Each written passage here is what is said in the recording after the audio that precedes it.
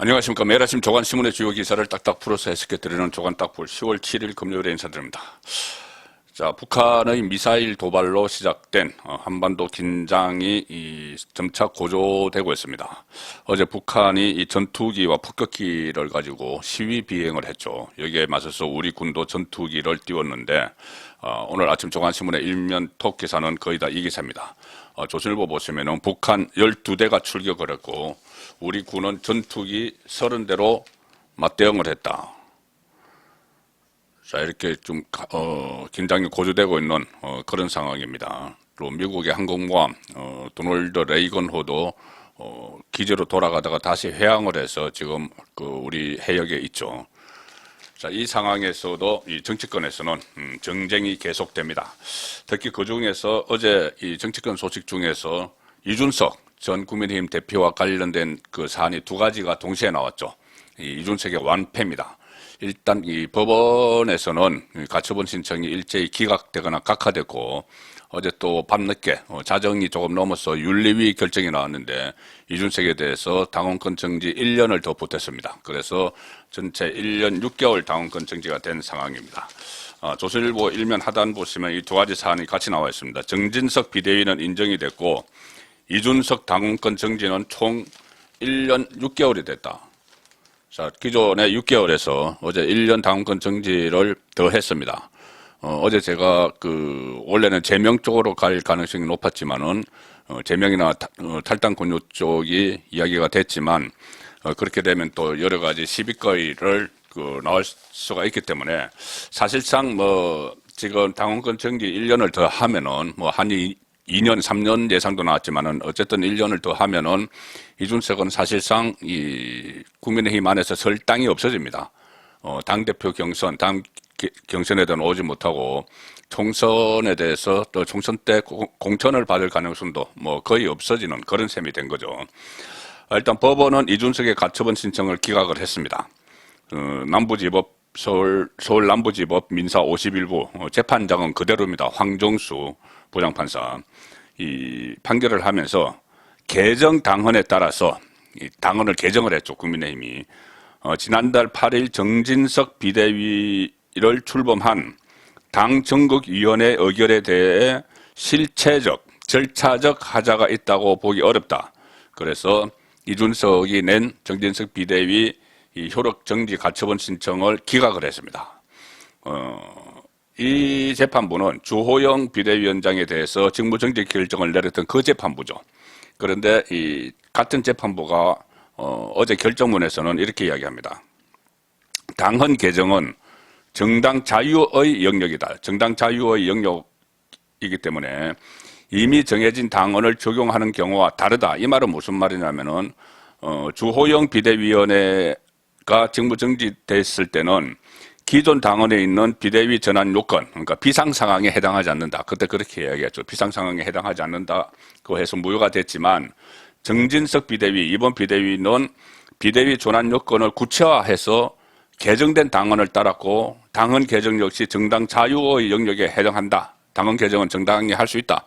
그리고 이번은 비상 상황을 구체적으로 명시를 했죠. 자, 그래서 주호영 가처분을 인용할 때와 지금은 다르다는 이야기입니다. 이 부분에 대해서 이준석은 어떻게 소급을 해서 당헌을 개정을 할 수 있느냐 이렇게 이야기를 했지만 그것을 재판부는 이준석 주장을 인정하지 않았습니다. 그리고 국민의힘 윤리위원회는 자정을 조금 넘겨서 오늘 새벽 그러니까 0시 30분쯤에 이준석 전 대표에 대해서 당원권 정지 1년 중징계를 의결을 했습니다. 이양희 위원장이 5시간 넘도록 어제 윤리위 회의를 다 마친 뒤에 기자들과 만나서 당에 대해서 이준석이 당에 대해서 지속적으로 모욕적 표현을 사용하고 당내 혼란을 가중시켰다 이렇게 이야기하면서 1년을 더 추가했습니다. 그러면 1년 6개월이 되는 거죠. 이준석은 여기에 대해서도 또 가처분 신청을 낼지도 모릅니다. 그렇지만은 이 가처분 신청을 내도 이것이 인용될 가능성은 또 상당히 낮죠. 왜 그러냐면은 어떤 제명이나 또 탈당 권유, 사실상의 제명인 그쪽으로 했으면 몰라도 이 원래 6개월 당원권 정지 처분을 받았을 때 이준석은 그 부분에 대해서는 가처분 신청을 안 냈습니다. 지금 가처분 신청은 그 이후에 일어난 비대위 관련된 일이고 본인에 대해서 징계를 한 데 대해서는 가처분을 그때 안 냈죠. 그런데 지금 같은 당원권 정지인데 기간은 늘어났어도 또 가처분을 낸다고 한들 법원이 받아들일 가능성은 거의 없기 때문에 그 부분을 이 논란의 여지를 없애기 위해서 제명이 아니고 당원권 정지 기간을 늘리는 이런 선택을 했다 이렇게 볼 수가 있습니다. 그리고 또 제가 한번 말씀드렸죠. 연찬회 때 기자단과 술자리 참석으로 징계를 받게 된 권성동 전 원내대표, 권성동 원내대표에 대해서도 이 다른 여러 가지 사안들, 이 권성동이 그동안 여러 가지 실책을 많이 했죠. 그런 사안들까지 다 감안을 하면은 권성동 전 원내대표도 중징계 감입니다. 그런데 일단 이 윤리위원회에서는 연찬의 술자리만 가지고 심의를 했기 때문에 권성동에 대해서는 주의하라.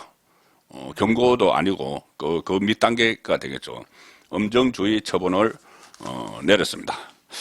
자, 어쨌든 이렇게 되면은 여당은 이준석발의 가처분 리스크가 해소가 됐습니다. 드디어 해소가 됐는데 이렇게 되면은 비대위, 정진석 비대위가 본격적으로 활동을 하는데 비대위의 가장 중요한 목적은 다음 전당대회 준비죠. 새로운 당대표, 최고위원들을 뽑는 그 경선 준비에 지금부터 박차를 가하게 됩니다. 동아일보 사면 보시면은 여당 이준석발 가처분 리스크는 해소됐다. 이제 자기 당권 레이스가 본격화됐다. 자기 당권 레이스가 이제 불을 붙게 되는 그런 상황으로 접어들었습니다. 새로운 상황이 된 거죠. 현재 내년 2월 전후해서 새 당대표를 뽑는 전당대회를 할 것 같다는 거죠. 일단 정기국회가 연말에 끝나고 또 좀 준비를 하고 하면은 2월쯤 새 당대표 뽑는 전당대회가 예상이 되는데 현재 뭐 안철수, 김기현, 유성민, 나경원 뭐 이런 사람들이 이 각축전을 벌일 것으로 보이고 그 사이에 또 누군가 뭐 소장파 중에서도 누군가 또 출마를 선언을 할 수도 있을 겁니다. 그리고 최고위원회 또 어떤 사람들이 출마하는지도 좀 눈여겨봐야 될 상황이고 지금부터 어쨌든 여당은 지도체제를 둘러싼 혼란이 일단락됐습니다. 법원은 정당의 정치적 행위를 존중해야 한다. 이 취지로 국민의힘 손을 들어줬고 국민의힘은 새 당대표를 뽑기 위한 절차에 착수를 했는데 윤석열 대통령 집권 5개월 만에 겨우 새로운 여당 모습을 갖추는 이준석 때문이죠. 이준석의 소동 때문이죠. 자, 그런 그 상황으로 접어들었습니다. 이 법원 결정으로 지도체제를 둘러싼 혼란은 마무리 지었고 여건이 이제 본격적으로 수석 국면에 들어가는데 전당대회 개최 시기에 대해서 정진석 위원장은 정기국회 내에 또 올해 안에 치른다는 것은 물리적으로 힘들지 않겠느냐 이렇게 이야기를 했습니다.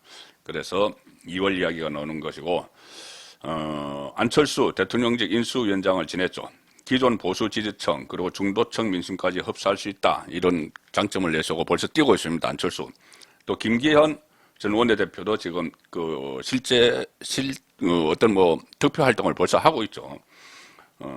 유성민은 아직은 뭐 전당대회에 출마할 생각이 없다 그렇게 하지만은 지금 계속 이른바 반윤의 그 리더로서 자리매김을 하기 위한 그런 그 활동을 하고 있습니다. 계속 윤석열 대통령에 대해서 공격을 막 하고 있죠.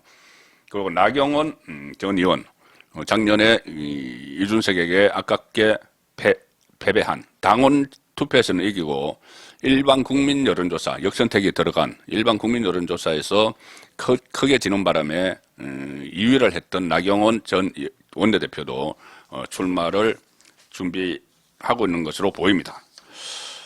자, 이제 이렇게 되면 정치권에서 특히 여권에서 지금까지는 이준석 소동 때문에 다른 뭐 활동들을 거의 못했습니다. 자, 그 여러 가지 정치인들의 활동 중에는 서로 견제하고 하는 파워 게임도 있죠. 파워 게임이 언제나 벌어집니다. 지금은 물론 그동안 이너서클 안에서 뭐 권성동, 장제원 이렇게 뭐 다툼도 있고 했지만 이준석 리스크 때문에 좀 과거 정권 초기에 출범할 때보다는 좀 잠잠했다. 그렇게도 볼 수 있는 상황이었죠. 자, 그런데 지금부터는 이 헤게모니 다툼이, 정권의 헤게모니 다툼이 이것이 일단락됨으로 해서 역설적으로 이준석 사태가 일단락됨으로 해서 역설적으로 법여건 안에서 이너서클 안에서 주도권 다툼이 일어날 수가 있습니다. 자, 당장 오늘 아침에 홍준표 대구시장, 자기 유력한 대권 주자죠. 홍준표 시장이 이 SNS에 글을 올려서 갑자기 국민의힘 중진 세 사람을 맹비난했습니다. 자, 인터넷판에 나왔는데 홍준표 국힘 중진 3인 맹비난, 당 흔들고 당대표 후보로 설치고 있다. 과거에 본인이 당대표할 때 당을 흔들고 지금은 그들이 당대표 후보로 설치고 있다. 자, 이 이야기인데 누구를 겨냥했을까요? 그리고 홍준표 대구시장이 오늘 이렇게 이야기한 것은 지금 제가 모두에 소개드린 그 한반도 긴장 상태하고 무관하지 않습니다. 자, 이렇게 글을 씁니다. 페이스북에 글을 올렸는데 홍준표 시장, 나는 문재인 대통령의 위장평화 쇼를 4년 전에 알았다. 그때는 국민들 80%가 문재인 정권에 속아서 나를 비난하고 있었고 언론도 내 말을 하나같이 막말, 악담 이렇게 매도했다. 그때 위장평화쇼 하면서 그때 지방선거 국면에서 2018년 지방선거 국면에서 남북 간에 모처럼 화해 무드가 불고 있는데 왜 그렇게 막말을 하느냐, 그거 아니냐, 이런 이야기가 나왔죠. 홍준표에 대해서. 그래서 지방선거에 유세도 못 오도록 하는 그런 일이 있었습니다. 근데 지금은 홍준표 대구시장이 봐라, 내 말이 맞지 않느냐. 그때 4년 전에 위장평화 쏘였다. 지금 막 미사일 쏘고 위협 비행하고 이런 상황을 이야기하는 겁니다. 그런데 홍준표 시장이 3명을 딱 거론을 합니다. 이니셜로 가지고 이야기하는데, 이니셜. 심지어 우리 당 중진들 그중 N모, J모, NJ 등은 막말이라고 나를 지방선거 유세조차 못 나오게 했고, 개혁 보수라고 떠드는 H모는 나보고 정계 은퇴하라고 조롱하면서 문재인 찬양까지 했다. 그런 사람들이 지금 얼굴 싹 바꾸고 일부는 이준석 편에서 당을 흔들고 일부는 당대표 후보라고 설치고 있으니 참 어이없는 일이다. 그래도 뒤늦게라도 알았으니 다행이지만 이제 좀 그러지 말자. 이렇게 적었습니다. 누굴까요? 지금 언론에서 이 페이스북 글을 올라간 뒤에도 누구라고는 구체적으로 안 나옵니다. 가령 제가 방금 보여드린 문화일보는 이렇게 씁니다. 홍 시장이 누구를 지목한 것인지에 대해 여러 해석이 나오고 있다. 그러면서 첫 번째, 사선 의원 출신으로 광역단체장 출마 이력이 있는 정치인, 누굴까요? 사선 의원 출신으로 광역단체장 출마 이력이 있는 정치인, 홍준표에게 막말이라고 하면서 지방선거 유세조차 못 나오게 했던, 저는 이 사선 의원 출신으로 광역단체장 출마 이력, 서울시장 출마 이력이 있는 나경원 의원 아닌가 싶습니다. 자기 당 대표에 나간다고 이야기하는, 이 표현도 있었죠, 대구시장. 그래서 나경원 전 의원을 지칭을 하는 것 같고, 자, 두 번째, 이 N 의원이 나경원 의원이고, 두 번째 J모는 문화일보는 이렇게 씁니다. 직접 이름을 쓰지 않고, 당 비대위원장 유력 후보였던 현역 다선 의원이 거론된다. 주호영 아닐까 싶습니다. J모는 주호영. 비대위원장을 한 차례 했다가 다시 법원의 판결에 의해서 내려놓고 지금은 원내대표죠. 그리고 이 탈당 전력이 그다음에 이 H모 의원입니다. 문화일보는 탈당 전력이 있으며 공개석상에서 홍 시장에 대한 비판 발언을 여러 차례 쏟아냈던 현역 삼선 의원, 이렇게 이야기하는데, 이 H모는 하태경 의원일 가능성이 높습니다. 하태경 의원. 그런 사람들, 지금 홍 시장이 이런 이야기를 했죠. 그런 사람들이 지금 얼굴 싹 바꾸고 일부는 이준석 편에서 당을 흔들고, 하태경. 그리고 이 하태경 의원 과거 발언을 보니까 2011년에도 이 홍준표 복당을 반대하면서 저품격 정치를 한다. 정계 은퇴해라. 이런 이야기를 합니다. 하태경 의원이. 그래서 홍준표 시장도 그 페이스북에서 이렇게 썼죠. H모는 나보고 정계 은퇴하라고 조롱하면서 문재인 찬양까지 했다. 자, 그래서 나경원, 주호영, 하태경을 겨냥해서 홍준표 시장이 목소리를 내는 것 아닌가. 그리고 이렇게 목소리를 내는 이유는 본인이 4년 전 지방선거 때 이 남북 그 회담 이런 것을 상당히 반대를 했다가 역풍을 맞았는데 그것 봐라 내 말이 맞지 않느냐. 그때 나를 공격했던 사람들이 전부 다 틀리다. 그러면서 본인의 정치적 입지를 넓혀나가는 그런 작업의 일환이죠. 자, 이런 자기를 겨냥한 멀리 또 다음 총선 공천권 같은 것을 겨냥한 이런 내부의 여권 내부의 이 주도권 다툼이 다시 시작이 됐습니다. 새로운 형태로 이준석은 배제가 됐고, 자 그러면 이준석을 앞으로 뭐를 할까? 경향신문, 이준석의 우호적인 경향신문이 상당히 크게 이 부분을 다뤄줬습니다. 이준석 어제 페이스북에 글을 올려서 뭐 고독하게 내 길을 가겠다 뭐 이런 이야기를 했죠. 그래서 닫힌 문 사이 걸을까, 새 문 열까, 닫힌 문 사이 걸을까, 이것은 이준석이 국민의힘에 계속 남아서 뭔가 도모를 할까, 아니면 새 문 열까, 창당할까. 자, 이렇게 두 가지를 분석을 했는데 저는 두 가지 다 어렵다고 봅니다. 현실적으로 당내에 남아있기도 그렇고 당 밖에서 창당을 할 만한 여력이 과연 본인에게 있는지, 그리고 경찰 수사 변수가 있죠. 자, 이준석 앞으로 행보는 경향신문을 이렇게 하면서 당 대표로 복귀할 가능성은 일단 닫혔다. 그런데 비윤석열계 중심으로 입지를 다지는 행보를 할 것으로 예상된다. 당장 내년 2월로 예상되는 전당대회 출마가 여의치 않은 상황이기 때문에 다른 후보를 지원할 것이라는 관측이 나온다. 다른 후보를 지원한다. 이준석이 지금 다른 후보를 마크에서 지원한다고 해서 그게 뭐 효력이 있다고 보는 건지 이해할 수 없습니다. 그리고 윤석열계 일각에서는 이준석이 탈당 후 신당을 창당할 것으로 전망한다. 자, 신당 창당하려면은 자금과 조직, 사람이 있어야 됩니다. 이준석이 지금 혼자서 그냥 몇 사람, 본인이 뽑아놓은 이 부대변인들, 대변인들, 이런 사람들을 데리고 계속 SNS를 통해서 여론 정치를 해왔는데, 과연 신당의 창당을 하면 같이 갈 사람이 있을까? 그리고 현재 쓰고 있는 책을 출판하고 당윤리위원회에서 징계를 받은 후 과거 했던 대로 지방을 돌며 당원을 만나거나 방송 출연을 하며 정치활동을 할 수도 있다. 뭐 그것은 자유죠. 그런데 방송국에서 계속 마이크를 줄지는 의문입니다.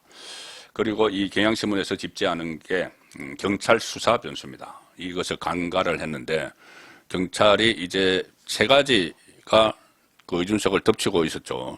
법원의 가처분 심리, 그리고 윤리위의 추가 징계, 세 번째가 경찰의 추가 소환에 이은 이 기소 여부, 이 무고죄, 그리고 증거인멸 교사, 여기에 대한 수사가 진행 중이고 조만간 다시 이준석을 소환할 예정이기 때문에 이준석이 만약에 이 기소가 되거나 하면은 뭐 사실상 이 정치권에서 퇴출당하는 그런 신세로 갈 수밖에 없습니다. 경향신문은 너무 지금 우호적으로 이 어떤 희망, 기대 스킨 그 기사를 내보냈지만은 이렇게 착착 진행될 가능성은 거의 없다. 그렇게 말씀을 드리겠습니다. 그리고 제가 당대표 조금 전에 그 몇 사람을 말씀드렸지만 의외의 인물이 차출될 수도 있습니다.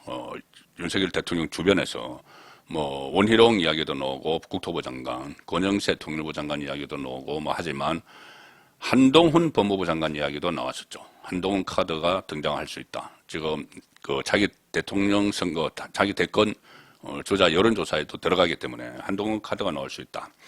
자, 그래서 한동훈에 대한 관심이 계속 쏠리고 있는데 어제 국정감사에서 취임 후에 첫 그 국감에 출석을 해서 한동훈이 데뷔전을 치렀습니다.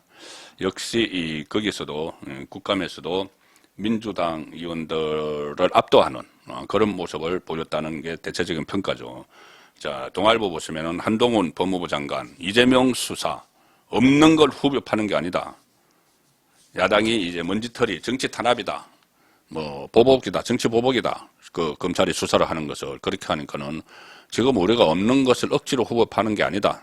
다 이 증거에 따라서 수사를 진행 중이라는 그런 이야기를 하는 것이죠. 한동훈 장관은 검수완박 탓에 수사가 참 어렵다 뭐 이런 응수도 했고 이재명에 대해서는 보복이나 표적 수사 프레임 자체가 성립되지 않는 구조다. 예전부터 진행돼 오던 것으로 야당이 주장하는 정치 보복과 무관하다 이런 이야기입니다.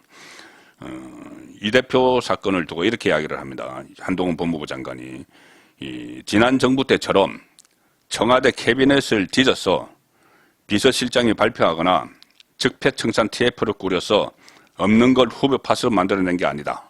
이재명에 대한 수사는 문재인 정권 초기에 저 청와대에 있는 백운우 그 민정비서관이 주도를 해서 정부 각 부처에 공문을 내려보냅니다. TF, 적폐청산 TF 태스크포스를 구성을 하라. 그래서 거기서부터 받은 자료를 검찰에 막 넘겨서 이 수사를 막 하도록 그렇게 만들었죠. 그리고 심지어 청와대 민정수석실 안에서 뭐 캐비넷 안에서 무슨 이런 자료를 찾았다. 그것도 지금까지도 미스터리입니다. 어떻게 물러나는 정권이 그 캐비넷 안에 그 중요한 자료를 놔두고 갔는지 누군가 갖다 놨을 수가 있다는 이야기도 있죠. 어쨌든 그 자료들을 찾아서 검찰에 넘겨서 수사하도록 만드는 그런 인위적인 자기적인 그것이 바로 정치보복 수사인데 그런 것이 아니라는 이야기를 하는 거죠. 한동훈은. 한동훈 그 법무부 장관은 그 법무부 장관이죠 지금. 그때 당시에 서울중앙지검에서 이른바 적폐 수사를 막 했기 때문에 본인이 상황을 잘 알고 있습니다. 그래서 그때와 지금은 다르다는 이야기죠. 그때는 정말 표적 수사를 했지만 했다고 볼 수도 있지만 지금은 아니다. 이 이야기를 하는 겁니다. 또 이런 이야기도 합니다. 서울중앙지검 3차장으로 일하면서 박근혜 정부를 겨냥한 적폐청산 사건을 지휘했던 경험을 언급을 하면서 그때와 비교해보면 지금의 경우에 수사 인력이 턱없이 적다. 그때처럼 뭐 광풍이 몰아닥치는 그런 수사는 하지 않고 있다는 이야기죠. 그리고 어제 이 해퍼닝이라고 할까, 법무부 국정감사에서 뭐 하나 있었습니다. 이것도 좀 의미가 있는 건데, 이 문재인 정부 마지막 법무부 장관, 민주당 박범계 의원, 계속 한동훈 장관을 겨냥해서, 뭐 대정부 질의에서도 뭐 나름대로 여러 차례 공격도 해보고 했지만 번번이 실패했죠. 박범계가 어제 이렇게 이야기합니다. 법무부 범죄예방정책국 인원 정원 필요성을 거론하면서 이 행정안전부 설득에 나설 용의가 있느냐 이렇게 물었습니다. 한동훈에게 박범계가. 그러니까 한동훈 장관이 지금 그러고 있습니다. 이렇게 퉁하게 이렇게 답변을 했죠. 그러니까 박범계가 뭐라고 하냐면은 아니 국회의원이 물어보면은 예 의원님 그렇게 좀 해주십시오 라고 하는 게 예의다. 그러니까 한동훈 장관이 곧바로 예 의원님 이렇게 이야기했습니다. 그래서 안에 있던 사람들이 빵 터졌는데 빵 터졌습니다. 그런데 이것 하면 생각나는 게 하나 있죠. 그 전에 박범계 의원이 2020년인데 그때 조재현 법원 행정처장 현직 대법관입니다. 현직 대법관 조재현 법원 행정처장에게 그때 법원 행정처의 어떤 예산이 삭감이 됐죠. 삭감이 된 그것을 두고 박범계 의원이 조재현 현직 대법관에게 아니 의원님 예산을 좀 살려주십시오. 의원님 살려주십시오. 이렇게 해보라. 주저주저 하니까는 간절하게 한번 말해보라. 이런 식으로 이야기를 해서 참 비아냥의 대상이 된 적이 있는데 지금 또 한동훈에게 이렇게 의원님에게 좀 굽신굽신해라. 그런 이 식의 좀 어처구니 없는 그런 질문을 했습니다. 조금 전에 이재명에 대해서 한동훈 장관이 없는 걸 후벼 파는 게 아니다. 이렇게 이야기를 했죠. 실제로 매일매일 이재명을 둘러싼 여러 가지 의혹 사건들은 터져나오고 있습니다. 서울신문, 세계일보, 또 사회면에서도 검찰이 이재명 위례 신도시 업자들과 이해관계가 일치한다. 위례 신도시 이야기도 지금 나오기 시작했죠. 그 혐의를 검토 중이다. 어떤 혐의를 적용을 할지 서로 이해관계가 일치한다. 자, 이렇게 이재명과 관련된 매일매일 새로운 의혹들이 쏟아져 나오니까 이것을 정치보복이 아니라는 이야기를 자신 있게 한동훈이 할 수 있는 거죠. 각종 의혹 공소장에 이재명 이름이 적시가 되어 있다. 중앙지검은 위례 개발 포기 발표를 이재명이 했는데 실상은 유동교통에서 비밀리에 추진했다. 그리고 대장동 공소장에도 이재명 이름이 18번 언급이 되고 성남FC 공소장에는 35차례나 등장을 한다. 사실상 주요 피의자로 판단한 듯하다. 쌍방울, 이하영 유착 수사도 지금 있고 검찰이 또 동북아 평화경제협의회 여기도 압수수색을 했습니다. 이것도 이재명과 관련이 있다는 그런 단체죠. 그래서 지금 이재명 또 문재인 전 대통령 우리 공무원 피살 사건에 대해서 제대로 대응하지 못하고 월북몰이를 했던 데 대해서 지금 감사원이 어떤 그 확실한 자료를 하나 가지고 있다는 그런 이야기들이 나오고 있어서 언제 터질지 모릅니다. 그래서 지금 상황에서는 보면 문재인이 먼저 검찰 푸드라인에 설지 이재명이 먼저 푸드라인에 설지 그것도 좀 지켜봐야 될 부분이 됐습니다. 조간 딱풀이었습니다.